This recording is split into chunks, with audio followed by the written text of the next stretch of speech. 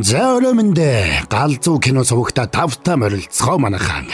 За хэдүүлээ сүүлчийн самурайн цавчилт буюу Last Samurai Standing гэх энэ галзуу киноны тайлбараа үргэлжлүүлцгээе.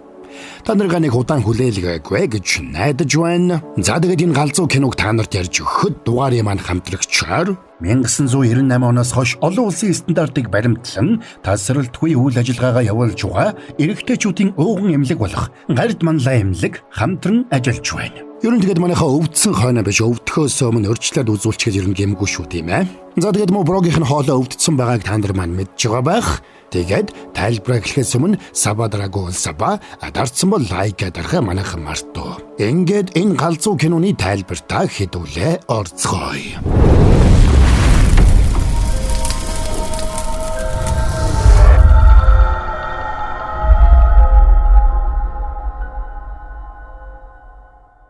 Хэсэг залуус ой дотор модон завсгэр тулааны бэлтгэл хийж байгаагаар 3 дугаар анги эхэлнэ.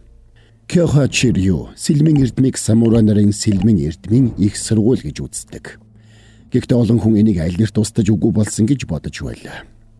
Гэвч сэлмийн онцгой эрдмээр хичээлдэг 8 залгамжлагч нууцаар сэлмийн эрдэмд шамдан суралцсаар байдаг. Яасан бэ? Ироха. Чадах зүйл чинь юрдөө энэ үү? Аматат Сансуке. За чи яллаа. Шикура. Та хүчээр нуусан учраас би ялж чадлаа. Танд баярлалаа. Бэлтгэлийн дараа тэд гал тойрон сууж хоол идэнгээ тухайн үед өрнж байсан иргэний дайны талаар ярилццгаана. Бид ч бас дайнд оролцох юм болов уу? Тэрийг багш шийдэх баха. Энэ олон жил бэлтгэл хийсэн болохоор жинхэнэ тулааны талбарт ур чадвараа сорж үзмээр л байна. Сансукегийн орсон тал шууд ялагдах байлгүй. Харин багш нь холгүйхэн зогсоод тэднийг ажиглана. Маргааш хийцгээе. Надад цаг баг үлдсэн. Тэдний багш дээр ирэхэд багш нь тэдэнд 10 жилийн туршид нэг хүмэд нэгдэж хүнд хүчээр бэлтгэл сургуулилт хийсэн гэдгийг нь бас энэ өдрөөс эхлээд тэдний сургуулилт дуусаж байгааг нь хэлээд Кёха Чирью сэлмийн эрдмийн сургуулийг залгамжлах цорын ганц залгамжлагчийг сонгох ёстой гэдгийг хэлдэг. Тэгэд маргааш нар шингэхдээ зэрэгцээ тэд бүгд нэг гэр бүл гэдгээ мартаж сүүлийн ганц самурай үлдэх хүртэл үхэгсэхээ үзэн тулалдах ёстой гэдгийг бас хэлнэ. Нэг ч хүн зүгтаахыг зөвшөөрөхгүй. Бидний хувь тавилан ийм байж. Ийм өдөр ирнэ гэдгийг бид бүгд гадарлаж байсан. Тийм ээ. Гэхдээ бүгдээрээ эндээс хол эзгүй газар лөө. Багшийн хурж чадахгүй тийм газарт очиж нуугдаж болохгүй гэж юу? Хамтдаа байгаа цагт учир нь олдон шүү дээ. Болохгүй. Гентосай мэднийг олж байна. Тэр чинь хуурамч сүрдүүлэг. Үгүй үнэн. Багштай ярилцаа зогсож байгааг нь би харсан. Тэр бол хүн биш. Мангас. Бидэнд өөр сонголт байхгүй. Энэ бол бидний тавилан. Тийм ээ. Бидэнд өөр сонголт байхгүй. Аха. Одоо яах вэ? Сага энэ зүудийг зүудлээд цочиж сэрлээ. Тэр сурсан цангаараа суугаагаараа унджээ. Энэ үеэр тэмцээнийг үзэж сонирхож байгаа баяж шуудыг зохион байгуулагчид барууны хэв маягтай нэг том байшинд аваачсанд. Тэнд том ширээн дээр зассан газрын зураг болон мэдээ дамжуулагч холбоочдын баг хүлээж байлаа. Ханан дээр амьд үлдсэн оролцогчдын зураг өлгөөтэй байна. Хэдэн хүнийг алсан гинэ? 15 гин. Ам хорогч Кокошуч мондо. Энэ үеэр зохион байгуулагчид нийт оролцогчдоос 192 оролцогч өгсөн гэдгийг бас сүмээс хамгийн түрүүнд гарч ирсэн Укия хүртэл алуулсан гэдгийг хэлнэ. Ингээд нөгөө хүмүүс цүнхтэй мөнгө гаргаж оролцогчд дээр мөрий тавьж эхэлцгэн. Энэ удаад тэд дараагийн шатыг хэн хамгийн түрүүнд давах вэ гэдэг дээр мөрий тавих ёстой байлаа. Дугаар 66. Галзуу цавчигч хочтой Канжия дээр мөрий тавилаа. 201 дугаартай 2 ихэр Йошида нарт тавилаа. 33 дугаартай Цүгэ Кёчин дээр тавилаа. Харин би 108 дугаартай Сага Шужиро дээр тавилаа. Оролцогчдын тэмцээний 2 дугаар шат Сузука гарам химэх газраас эхлэх байлаа. Энэ гармаар бид дараагийн цэг болох Секиру хүрнэ. Эннээс ур зам байхгүй. Оролцогчдтой энд таарах нь гарцаагүй. Ойрхон яваарай. Ингээд алхаж явахдаа Кацуки тэрнээс яаж юм шилдэг тулгаанч болсныг нь асуухад Сага өөрийнхөө магнасыг ууланд сэлмийн эрдмээр хичээллэж өнгөрүүлсэн гэдгээ хэлдэг. Багш нь тэдгээр 8 өнчин хүүхдийг дэрэгдээ авч Зевсийн эрдмийг тэдэнд наривчлан зааж өгсөн байж. Тэд бүгд шилдэг алуурчид болон бэлтгэгджээ. Тэгээд тэр Сацумагийн гэр бүлд үйлчилж маш олон хүнийг алсан тухайга. Дараа нь иргэний дайнд нэгдэж бүрч олон хүн алсан тухайга Кацукид ярьлаа. Ингээд тэр нэг л мэдхэд амь хорогч Кокушу хочиг авсан байж. Занг тэр хоёр манан хөшөлдсөн ой дундуур явж байгаад цусанд будагдсан модтой тарж ээлдээ суглаад бэлхэн барина. Тэгсэн удалгүй урдаас нь жадаа бэлхэн барьсан хоёр ихэр Йошидо гарч ирлээ. Чи сүмээс амьд гарч чаджээ? Сэлмээ сугалахаас айсан хിവэрэ юу?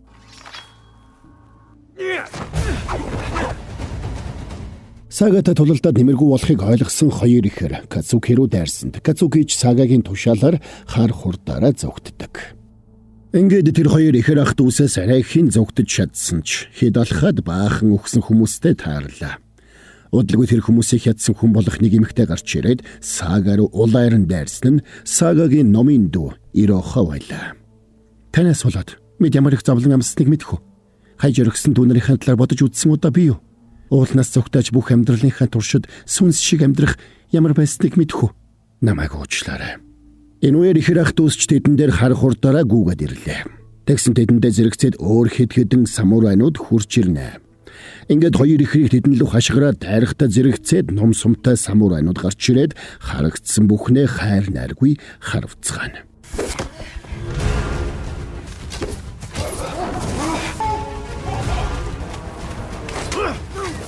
Би чамайг дандаа хамгаалаад үуч чадахгүй.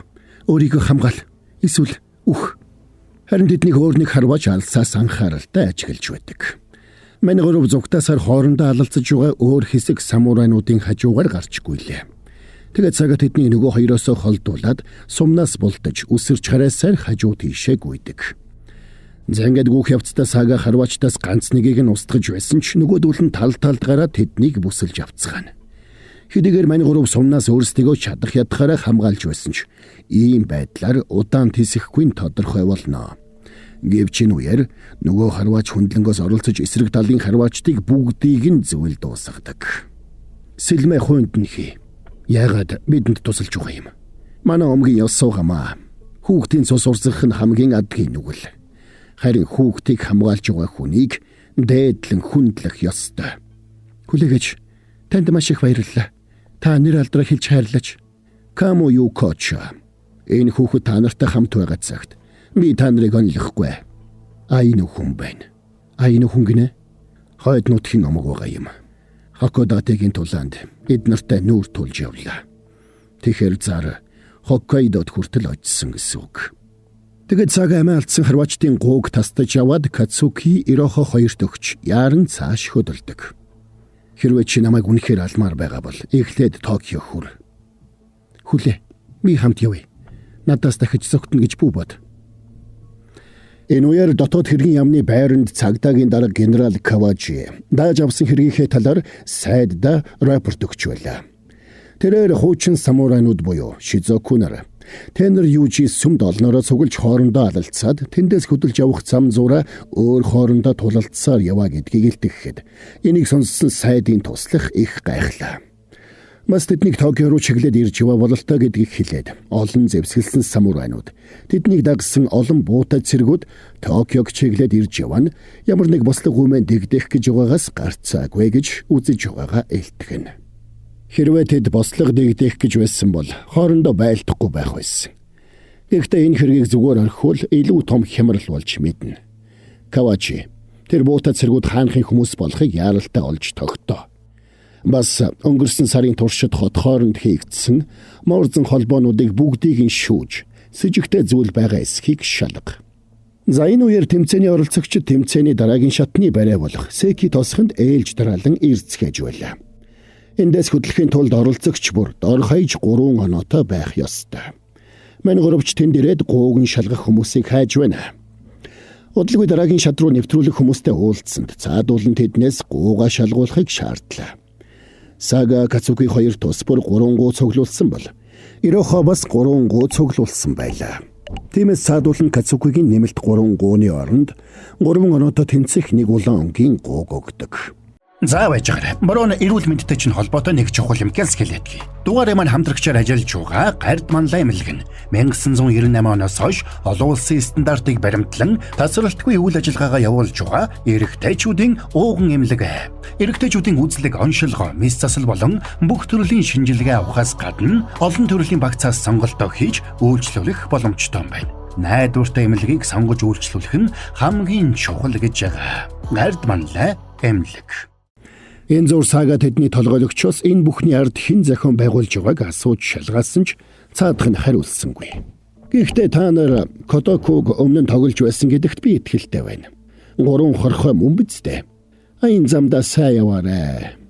Энэ үеэр бооцоо тавьсан томчуудад мэдээ ирж, Секи тосхонд хамгийн түрүүнд хүрсэн хүн нь 33 дугаартай Цүгэ Кёжин гэдгийг хэлдэг. Ингээд цүгээ дээр бооцоо тавьсан нөхөр бүх бооцоог хурааж аваад баяртай байсан бол бусд нь дараагийн тойрогт шархаа нөхөхөр ярилцаж эхэлцгээв.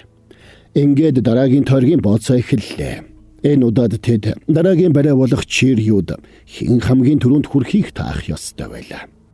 Тэр шөнө мань 3 явсаар нэг дэм буудалд очсон нь цүгээгийн хүлээж баягсан дэм буудал байдаг. Цүгэ заавал энд уулзъя гэсэн нь тэднийг Сүзүкэ гармаар амьд гарч чадах эсхийг нь шалгахын тулд байж. Би чамд одоогоор бүрэн итгэж чадахгүй ч амьд үлдэх магадлалаа нэмэгдүүлэхийг хүсэж байна. Чи Котоку гэж юу гэсэн үг болохыг мэдэх үү? 3 хорхой гэсэн үг үстэй. Энэ үгийн ханз нь ийм зурлагтай. Олон зуун хорхойг нэг савнд хийгээ таглахаар бүгд бие биенээ алж дуусгадаг. Тэгэд хамгийн сүүлд үлдсэн хорхой нь бүхнээс хүчтэй болж ганцаараа оргилд үлдэнэ. Ирохо бид хоёр өмнө нь ийм зүйлийг туулж үзсэн. Бид нэгэн цагт яг л савнд хийсэн хорхойнууд шиг амьдарч байлаа. Ирохо өнгөрсөн үеэ дурсан бодлоо. Энийг сонссон Цүгэ босож гарахаар эргэхдээ тэгэхээр эцэстээ цорын ганц нь амьд үлдэх юм байна шүү дээ. Та тэгэд ийм зүйлд бэлэн юм уу? Өөрийн талынхнаа бүгдийг нь алах уу? Гэж асуулаа. Надад аврах ёстой дахиад нэг хүн байгаа. Тэгээд ч би энэ тоглоомыг тэдний дүрмээр тоглохгүй. Цүгэж үүнийг сонсож баярлсандаа гараа сунгаж. Тэгвэл ингээд хэдүүлээ холбоотнууд боллоо шүү. Гэсэнд цаадуулн гайхнаа. Учир нь барууныхны гар барих ёсыг тэд мэдэхгүй байлаа. Цүгэ тэдэнд энэ бол би гартаа юу ч нугаагүй. Чамд итгэж байна гэсэн үг. Гэж хэлээд Сагагийн гарыг атахад бас Кацукигийн гарыг атгадаг. Энэ үеэр Кацуки тэднээс тэд яагаад бидний хооронд нь харилцуулаад байгаа юм болоо? Яагаад ийм өндөр шагнал амласан юм бол гэж асууна. Тэгээд зохион байгуулагчдын дүрмээр явсаар тоглоом болж дуусгахгүй тулд өөрсдийн гэсэн төлөвлөгөөтэй байх ёстой гэдгээ тэд хоорондоо зөвлөлдөнө. Надад нэг төлөвлөгөө байна. Тиймээс ч та нартай холбогдсон юм. Бид Котокугийн цаадах бүх нууцыг илчилнэ. Үүний тулд гэхдээ эхлээд нэг шалгуурыг давах ёстой. Энэ талаар маргааш та нарт тодорхой ярьж өгье. Зэнгэ цүгэ гарч явсны дараа Сага өмнө нь болсон явдлыг эргэн санана. Багш нь тэдэнд үхлийн дулаан хийх тушаалыг өгсөн орой. Тэд байрандаа цаашид яахаа бодоод үг дуугүй сууцгааж байдаг. Тэгээд эцэст нь Сага босож ганцаараа явдаг. Тэрнийг явж үтэл ард нь гинэд хонх дуурах сонсогдлоо. Гентос сая араас нь мушгиж ирсэн гэдгийг ойлгосон Сагаж тэндээс хар хурдаараа зөөгдөжгүй. Тэр орой Сага Ирохо дээр ирэхэд Ирохо тэрнээс яагаад тэр охинтой хамт явааг нь асууна. Тэгээд энэ охиныг амьд үлдэж чадахгүй гэдгийг та мэдчихсэн биз дээ. Ийм арга замаар бидний ууланд хайж явсан нүглээ цагаа тагна гэж бодсон юм уу? Гэж асуулаа. Энийг сонссон Сага өмнө нь очиод хэрвээ боломжтой бол тэр үед юу болсныг надад ярьж өгөөч гэж хүсдэг. Багш сургуулийн зэвсгийн эрдмийн нууцыг гадныхны гарт орохгүй гэж айсандаа биднийг хооронд нь алалцуулахыг хүссэн байна лээ. Иккан багшийн хөөдөс болсон. Тэр багштай тулалдсан. Тэрний ачаар бид бүгд зогтож чадсан. Бид азар бүгд уулнаас амьд гарч дараа нь бүгдээрээ тал тийшээ тарсан. Би эмэгтэй хүн учраас ил дагсахч боломжгүй байсан. Гентос сая биднийг шил даран мушгиж байсан. Намайг үнэхээр уучлаарай. Та яагаад энэ тоглоомд орохоор шийдсэн? Охин минь холиороос болж нас барсан. Эхнэр маань халдвар авсан. Хүү маань халдвар авахын цаг хугацааны л асуудал. Харин надад тэднийг эмчлэх мөнгө байгаагүй. Харин чи таныг энэ асуудалд оролцуулах хэсгээ бодож байж шийднэ. Тэгэд хэлье. Чи надаас болж зовлон эдэлсэнд би маш их харамсаж байна. Гэхдээ чамайг амьд хүч чадалтай байгааг харах Үнэхээр сайхан байна. Тэр орой тэмцээний 3 оролцогч галт тойрч суугаад энэ үеийг яаж давж нэмж 2 гууг олж авах талаар ярилцаж байна. Тэгсэн гинт тэдэнд нэг хонхны дуу сонсогдож эхэллээ. Тэднийг гайхаад хартал нэг таяг тулсан хөгшин өвгөн тэдэн дээр хурж ирдэг. Тэгэд яах ихэн зургуу тэднийг завчиж орхиод царайг нь харснаа. Бас л биш байна гэж хэлээд тэдний гууг аваад яваад өгнө. Энэ үеэр модон дундаас нэг залуу тэрнийг нууцаар харж байснаа. Гэнто сая мөн байна гэж дуалддаг. Маргааш нь цагдаагийн дарга генерал Кавачи дотоод хэргийн сайд дээр очиод нэг чухал зүйлийг илтгэлээ. Тэрээр буута цэргүүдийн буу зэвсгийг Англиас Йокохамад авчирсан гэдгийг олж тогтоосон гэдгийг хэлнэ. Тэгээд тэр 8-ны ард Мицуи, Сумитомо, Ясуда, Мицубиши гэсэн 4 хүн бүх төлбөр тооцоог нь хийсэн гэдгийг олж тогтоосон гэдгээ бас хэлдэг. Тэд бол Мэйжийн засгийг дэмжигч томоохон үйлдвэрийн эзэд. Өөрөөр хэлбэл энэ 4 хүн нөгөө тэмцээнийг үзэж бооцоо тавиад байсан томчууд байлаа. Энэ үед тэмцээнд нийт 95 хүн амьд үлдсэн байна. Тэр өдөр Кацуки Ирахо 2 тосхон дундуур хаашаа ч явж байсан бол тэднийг 2 цэрэг алдалгүй дагна. Тэгээд тэр 2 нэг нас барсан хүн дээр очиод цааш явсанд нөгөө 2 цэрэг очиж хартал нас барсан хүн нь Сага байлаа. Энэ үеэр 2 цагдаагийн газар руу орж байгааг барууны хувцас өмссөн зүгээ ажиглан харж байна. Харин нөгөө талд цэргүүд 108 дугаартай Сага Сужирог нас барсан гэж бүртгэж тэрэгцэр дээр ачаад авч явхад Кацуки Ирахо 2 тэднийг дагаж явлаа. Харин зүгээр нөгөө 2 цагдааг дагаж цагдаагийн газар руу орно. Кацуки Ирахо 2 цэргүүдийг дагаж явсан ч цэргүүд нэг хамгаалалт бүхий байшин руу яваад орчлоо.